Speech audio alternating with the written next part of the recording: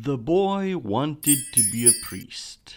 That is where the story begins, not with a camera, but with a crucifix and a quiet longing for the divine. He grew up in the bruised post war landscape of London, a place of soot and Sunday silence, where the most colorful thing in the neighborhood was the local pub's stained glass.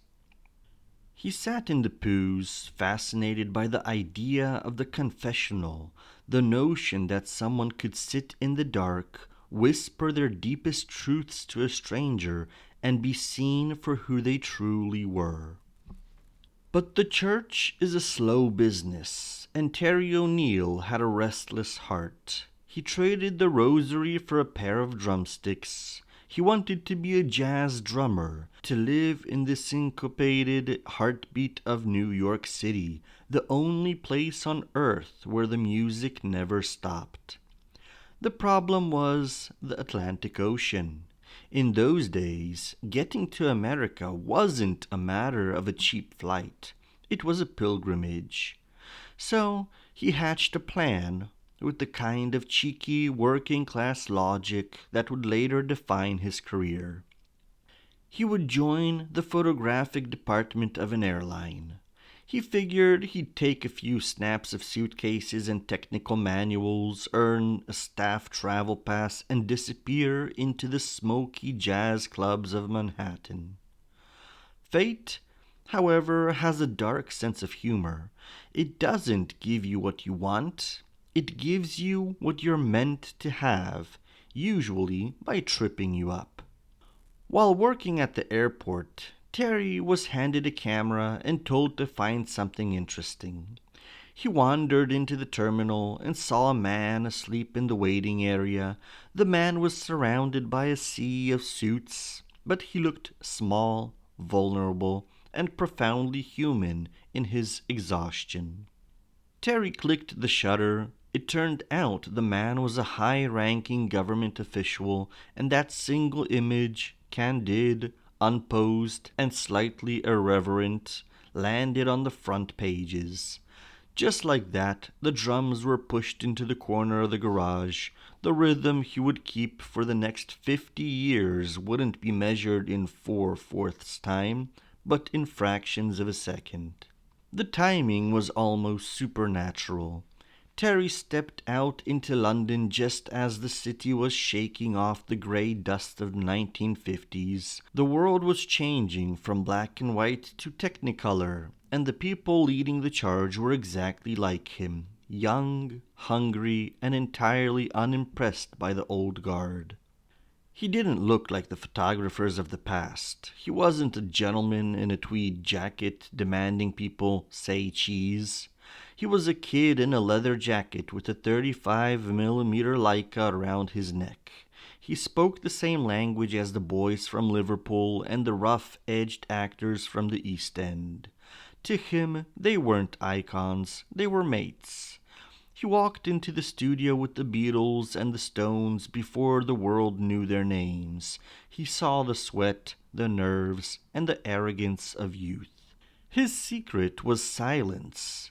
He learned that if you stay in a room long enough without making a nuisance of yourself, people forget you're there. You become part of the furniture, a shadow with a lens. He became a secular priest once again, holding the camera like a confessional window. People opened up to him because he didn't judge them, he just watched. He often joked that he was the accidental chronicler of the greatest era in human vanity.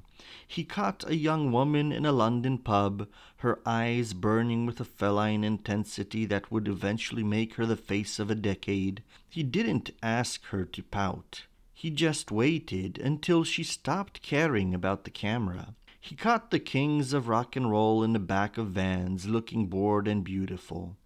But it was his relationship with the chairman of the board that cemented his legend. Imagine walking up to the most powerful, intimidating singer in the world, a man who could have you erased from a guest list or a zip code with a snap of his fingers. and asking to follow him around. Terry did it with a letter of introduction and a sheer lack of fear.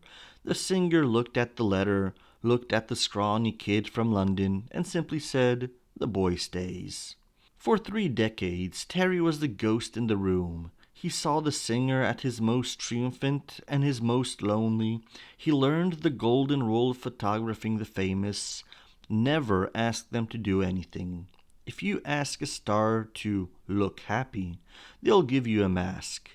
If you wait until they're tired or thinking about their dinner or remembering a lost love, you get the person. He once remarked, with a bit of that dry British wit, that he spent half his life waiting for people to forget he was in the room. It's a strange way to make a living, being a professional grade invisible. There is a specific kind of magic in the 35mm film era that the digital age will never understand. It was the era of the unseen. Terry would spend a day shooting, then scurry off to a dark room smelling of chemicals and vinegar to see what he'd captured. There was no delete button, there was no instant gratification. You lived with the mystery for hours. He loved the grain of the film. He felt it looked like skin, like breathing. To him, the digital world was too clean, too clinical. It lacked the dirt that makes a portrait feel alive. One of his most haunting stories involves a woman by a swimming pool. It was the morning after she had won the highest honor in cinema. Most photographers would have wanted her glamorous, dressed in silk, holding her trophy like a weapon. Terry wanted the truth. He caught her at sunrise, surrounded by newspapers, the weight of her new reality sinking in. She looked exhausted, overwhelmed, and incredibly fragile. It is perhaps the most famous image of success ever taken, because it shows that even when you have everything, you still have to wake up and face the breakfast debris. He had a knack for the surreal, too. He once found himself in a desert with a man who seemed to have fallen from another planet. This man didn't need a stylist. He was a work of art in human form. Terry watched as this alien-like figure changed shapes and personas, capturing the lightning bolt energy of a performer who was always 5 years ahead of the rest of the world. Terry didn't try to explain the man, he just recorded the phenomenon.